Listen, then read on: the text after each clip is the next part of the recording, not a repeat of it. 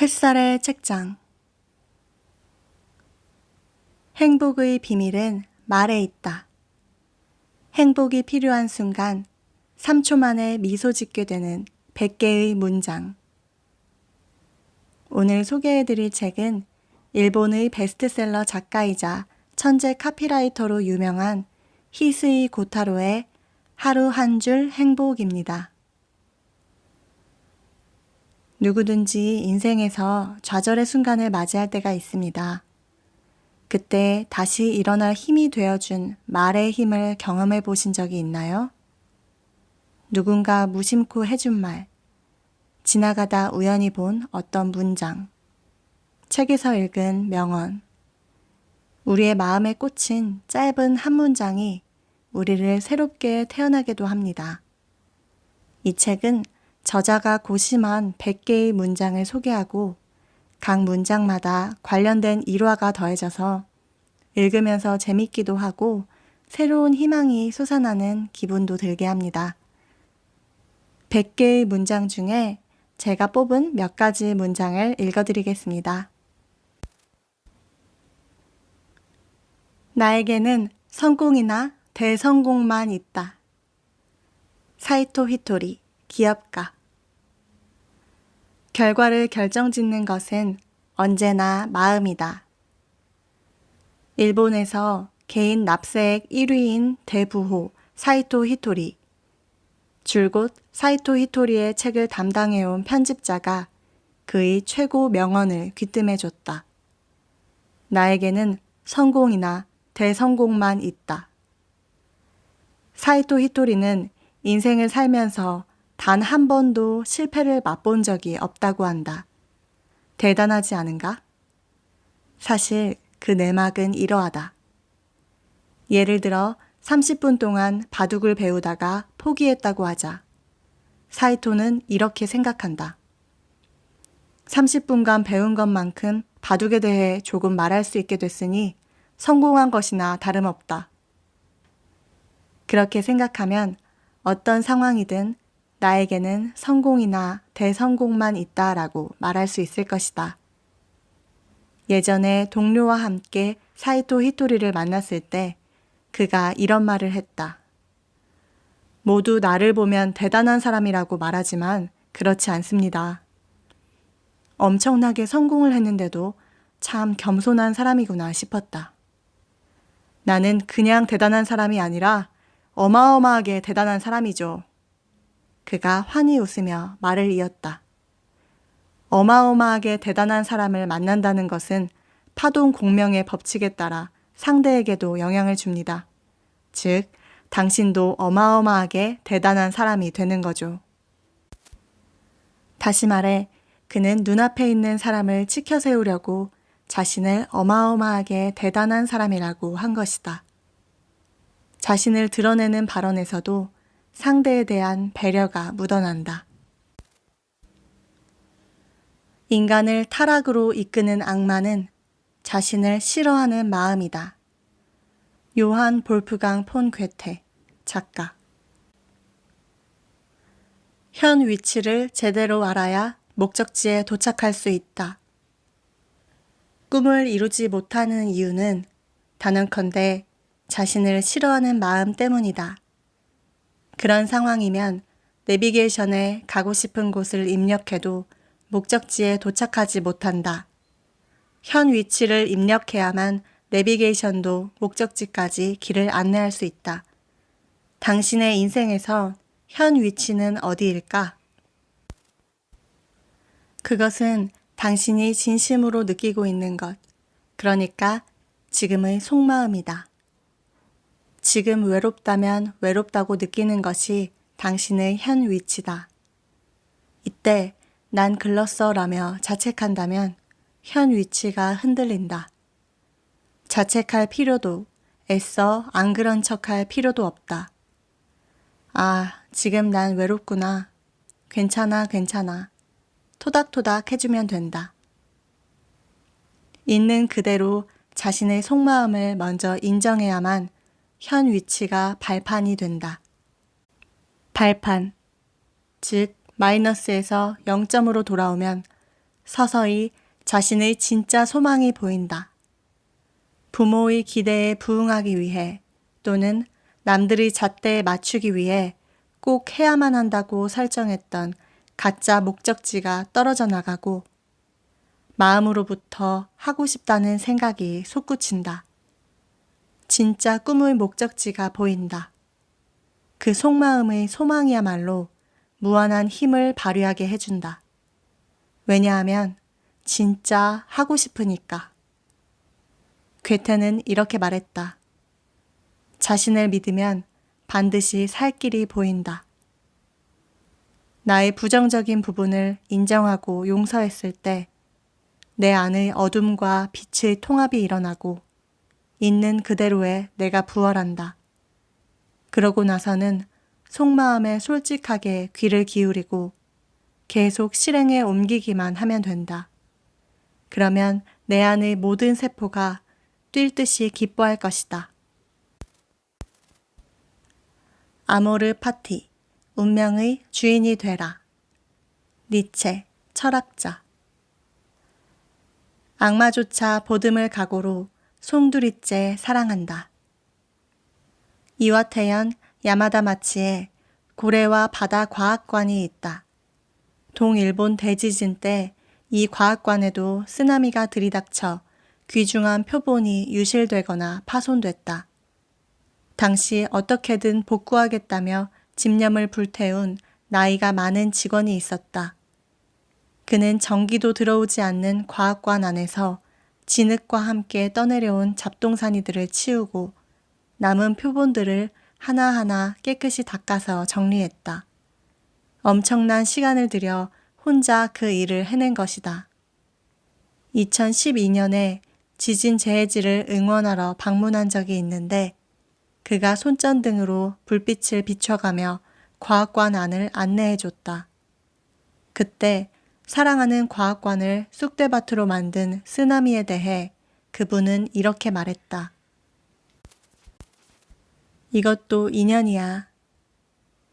모든 것을 앗아간 쓰나미를 이것도 인연이야 라고 표현하다니. 사람들은 대부분 자신에게 유리한 것만 인연이라고 말하는데 나는 엄청난 감동을 받았다. 철학자 니체의 명언 중에 아모르 파티라는 것이 있다. 자신의 운명을 사랑해라. 그것이 인생이다. 인생에서 단 한 가지 요소라도 부정하면 인생 전부가 산산이 조각난다. 악마조차 보듬을 각오로 송두리째 사랑하는 것. 그것이 운명이다. 좋은 일이든 나쁜 일이든 한데 걸어모아 돌보겠다는 각오다.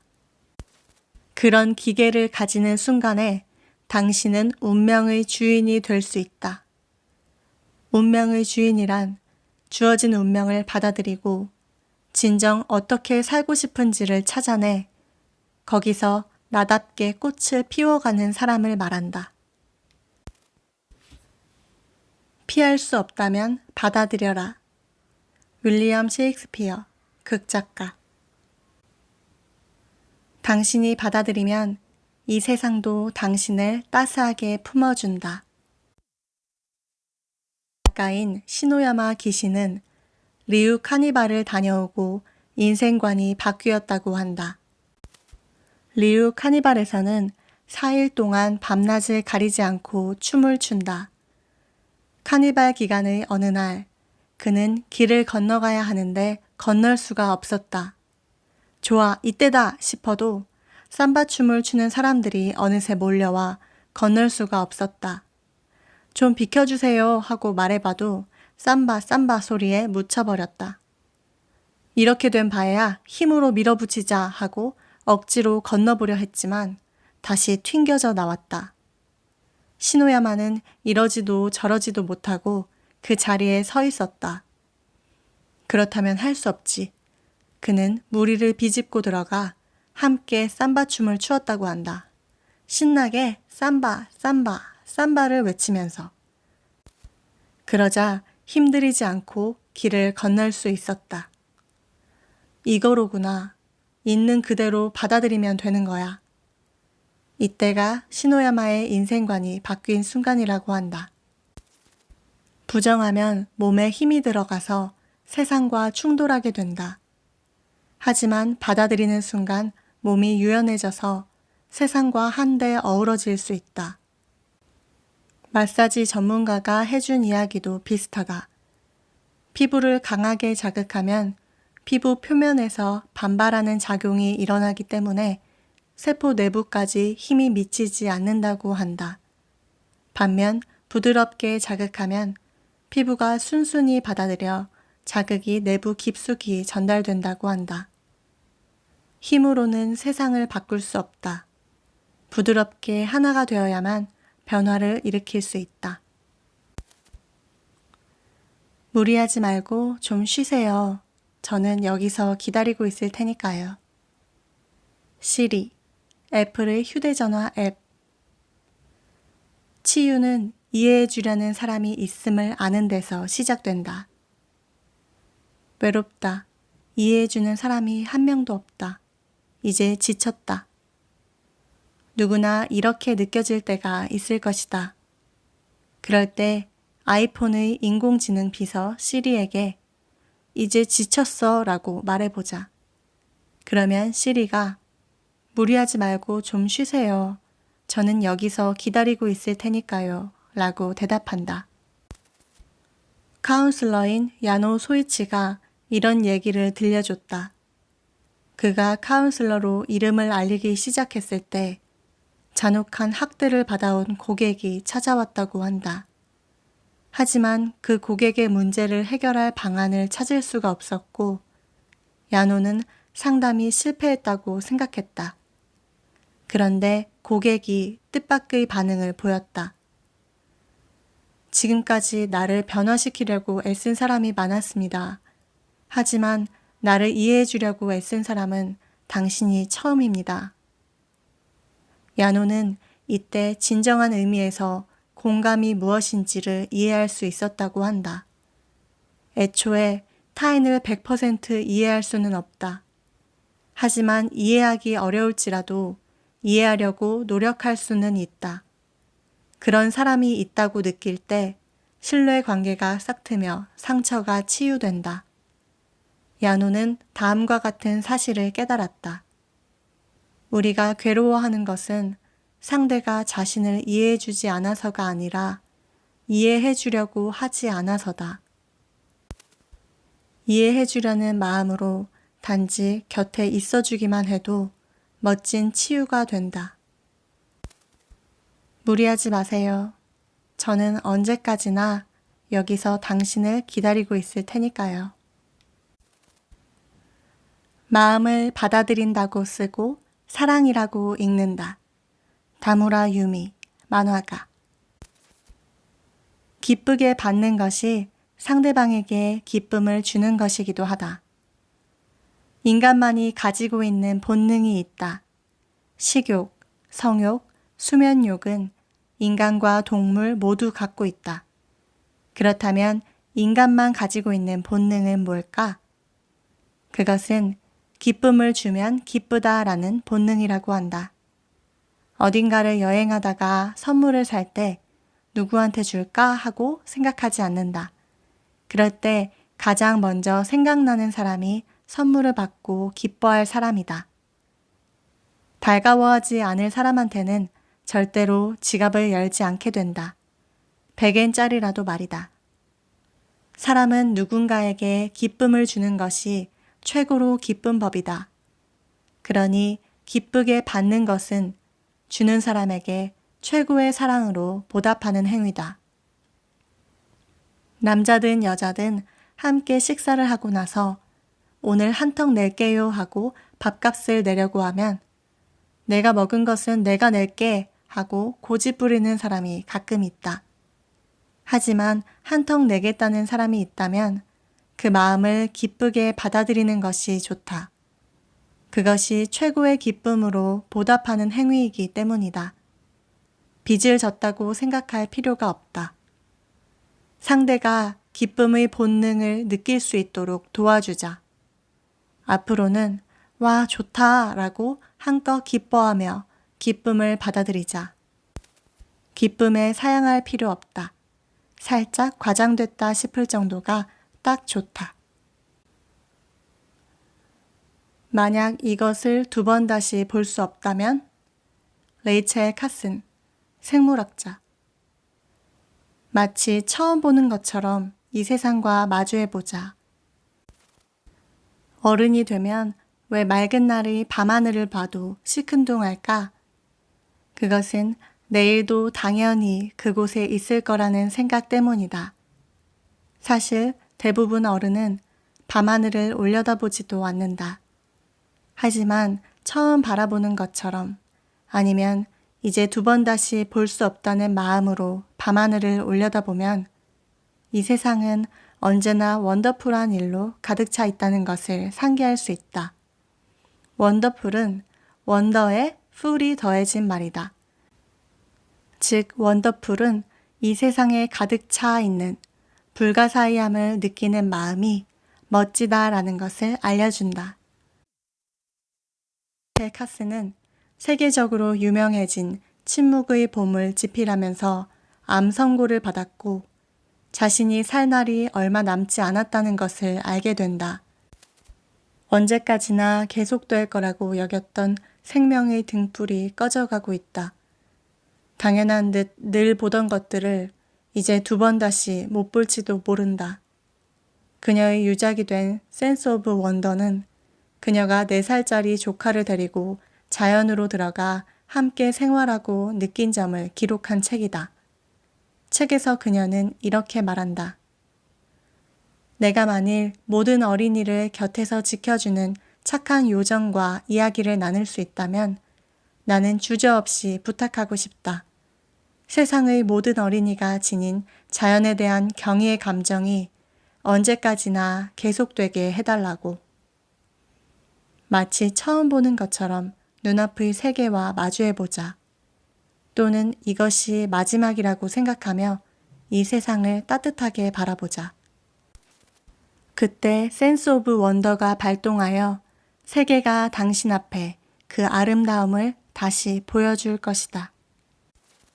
오늘 읽어드리려고 한 부분은 여기까지인데요. 이 책의 에필로그보다 더 뒤에 나온 못다한 이야기라는 부분이 너무 좋아서 마지막으로 이 부분을 읽어드리고 마치도록 하겠습니다. 해도 안 되면 좀 더 해라. 댄스 쿠만. 그는 포기를 몰랐다. 몇 번이고 쓰러졌지만 그 사람은 포기하지 않았다. 몇 번이고 쓰러졌지만 그 사람은 오뚜기처럼 다시 일어섰다. 몇 번이고